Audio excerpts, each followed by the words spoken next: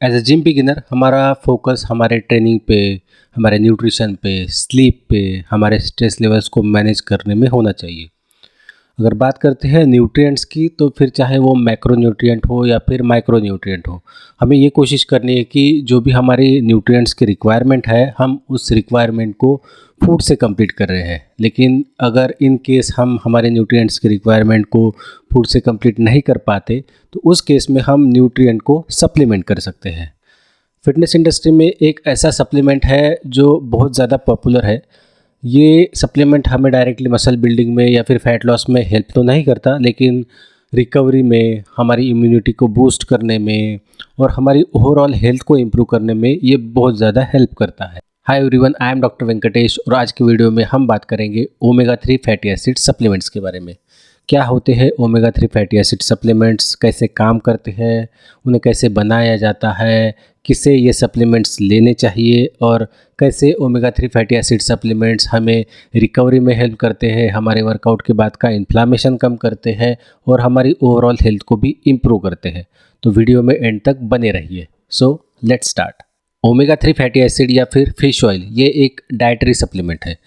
Omega 3 fatty acids जो fatty fishes होते हैं उनसे डिराइव किया जाता है। फैटी फिशेस जैसे मैकरेल, जिसे बांगड़ा कहा जाता है, या फिर सैल्मन, जिसे रावस कहा जाता है, या फिर ट्यूना या फिर हेरिंग जैसी जो फैटी फिशेस होती है उनसे फिश ऑयल डिराइव किया जाता है और उससे कैप्सूल्स बनाए जाते हैं जो सप्लीमेंट के नाम पे बेचे जाते हैं।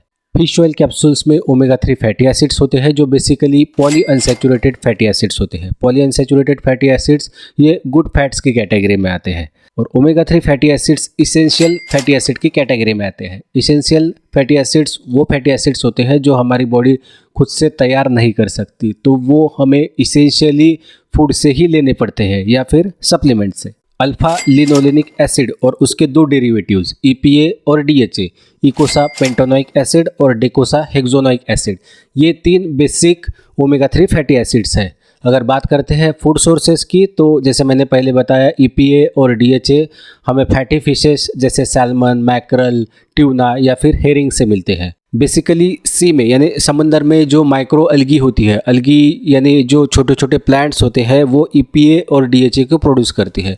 उन माइक्रो अलगी को ये फैटी फिशेस कंज्यूम करती है, जिसकी वजह से ये EPA और DHA उनकी टिश्यूज़ में स्टोर हो जाते हैं और जब भी हम उन फैटी फिश को कंज्यूम करते हैं तो वो EPA और DHA हमें मिलता है। और अगर हम बात करते हैं वेजिटेरियन सोर्सेज की, तो वेजिटेरियन सोर्सेज से हमें EPA और DHA नहीं मिलता। वेजिटेरियन सोर्सेज जैसे चिया सीड्स या फिर फ्लैक्स ऑयल्स हो गए या फिर सोयाबीन ऑयल या फिर कैनोला ऑयल से हमें ALA मिलता है, जो कि थर्ड ओमेगा 3 फैटी एसिड है। जब भी हम ALA रिच फूड कंज्यूम करते हैं तो वो ALA हमारी बॉडी में स्पेशली लीवर में EPA और DHA में कन्वर्ट होता है, लेकिन ये जो EPA और DHA का कन्वर्जन होता है वो बहुत ही कम अमाउंट में होता है। लेस दैन 15% ALA EPA और DHA में कन्वर्ट होता है।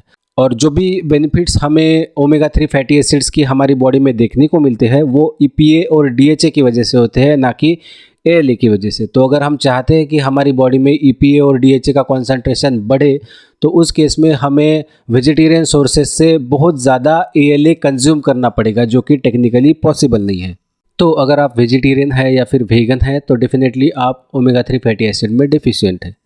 तो खुद को ओमेगा 3 फैटी एसिड की डिफिशियंसी से बचाना है या फिर ओमेगा 3 फैटी एसिड्स की जो बेनिफिट्स है वो हमारी बॉडी को देने हैं, तो सिर्फ दो ही प्रैक्टिकल वेज हमारे पास बचते हैं।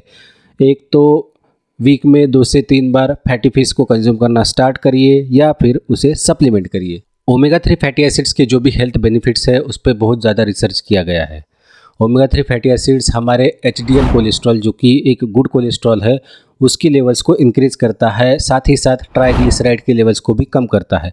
ओमेगा 3 फैटी एसिड्स हमारे ब्लड प्रेशर को रेगुलेट करता है। ओमेगा 3 फैटी एसिड्स हमारी जॉइंट हेल्थ में, हमारी आई हेल्थ में बहुत ज़्यादा इंपॉर्टेंट रोल प्ले करते हैं। ओमेगा 3 फैटी एसिड ये एक नेचुरल ब्लड थिनर है, हमारे ब्लड में ब्लड क्लॉट्स की रिस्क को कम करता है।